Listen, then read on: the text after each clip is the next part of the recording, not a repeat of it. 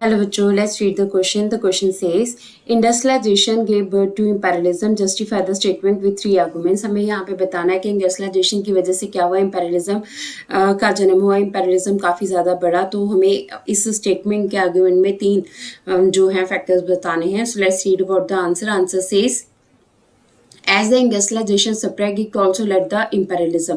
देखिए जैसे जैसे इंडस्ट्रियलाइजेशन बढ़ा उसी तरह से क्या हुआ, इम्पेरियलिज्म भी साथ साथ में बढ़ा. तो किस तरह से बढ़ा, क्या कारण थे, उसके बारे में आइए डिस्कस करते हैं. सबसे पहला जो कॉज था वो था नीड ऑफ रॉ मटेरियल. देखिए रॉ मटेरियल की ज़रूरत जो है उसने इम्पेरियलिज्म को बढ़ाया. As the industrialisation spread there was the need of raw material. जैसे इंडस्ट्री बढ़ने लगी, धीरे धीरे इंडस्ट्री बढ़ने लगी, वैसे वैसे रॉ मटेरियल की ज़रूरत भी बढ़ने लगी. अब कुछ ऐसी कंट्रीज थी जहाँ पर रॉ मटेरियल की कमी पड़ रही थी, तो इसलिए वो कंट्रीज जो है दूसरी कंट्रीज की तरफ टर्न हुई. So the countries like Britain, अगर हम ब्रिटेन की बात करें तो they turn to other countries and made them their colonies for the easily approach of raw material. ठीक है, अब जैसे अगर हम ब्रिटेन की बात करते हैं, ब्रिटेन को रॉ मटेरियल की जरूरत थी अपनी इंडस्ट्रीज के लिए, तो उसने क्या किया, उन कंट्रीज को, उन वीक कंट्रीज को अपनी कॉलोनीज बनाया जहाँ पे उसे रॉ मटेरियल आसानी से मिल सकता था. सो कॉलोनीज बनाने का एक जो मेन फैक्टर था वो क्या था, रॉ मटेरियल की सप्लाई इजीली हो सके. तो इससे क्या हुआ, एक जो है इंडस्ट्रियलाइजेशन भी बढ़ा, पर इंडस्ट्रियलाइजेशन के साथ साथ जो है इम्पेरियलिज्म का भी इंक्रीज हुआ. सेकेंड अगर हम बात करते हैं तो required market to sell the finish goods. अब देखिए आपने रॉ मटेरियल से चीज़ें तो बनानी है बट उसको बेचना भी है, तो बेचेंगे कहाँ पे, आप अपनी मार्केट में बेचोगे या आपको और मार्केट की ज़रूरत है. तो इसने भी इंडस्ट्रियलाइजेशन के साथ साथ इम्पेरियलिज्म को बढ़ाया.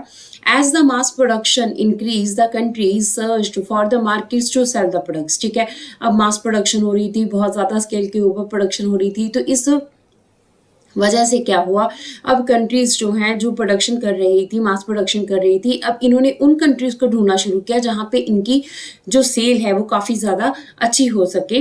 दे preferred markets where they could get better prices. वो उन मार्केट्स को प्रेफर कर रहे थे जहाँ पे उन्हें अच्छे प्राइसेस मिल सके. The countries like Britain, France, Germany set up their colonies in Asia, Africa and South America. अगर हम कंट्रीज की बात करें तो ब्रिटेन, फ्रांस, जर्मनी, जहाँ पे इंडस्ट्रियलाइजेशन काफ़ी स्प्रेड हो चुका था, इन्होंने उन कंट्रीज़ को एशिया, अफ्रीका और साउथ अमेरिका में उन कंट्रीज़ को टारगेट करना शुरू किया जहाँ पे इनको रॉ मटेरियल भी मिल सके और अपनी जो चीज़ें हैं वो वापस इन कंट्रीज़ में जो है ये काफ़ी अच्छे प्राइसेस के ऊपर बेच भी सके. तो इससे क्या हुआ, एक दौड़ स्टार्ट हुई, एक रेस स्टार्ट हुई कंट्रीज को कैप्चर करने की, जिससे इम्पेरियलिज्म काफी इंक्रीज हुआ. So race among the countries to capture the colonies. ठीक है, अब कंट्रीज के बीच में क्या था, कंट्रीज के बीच में रेस थी कि क्या कौन सबसे ज्यादा जो है वो कॉलोनीज अपनी इंक्रीज करता है. As the demand of raw material and the market increased, the rich countries now turned to the other countries to capture them. So the race of the imperialism began among major countries of the world.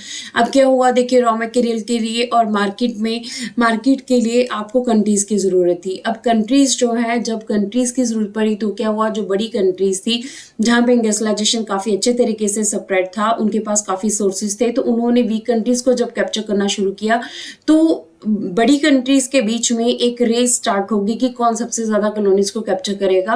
क्योंकि आपके पास अगर ज्यादा colonies हैं तो इसका मतलब क्या है, आप ज्यादा बेनिफिट ले रहे हो.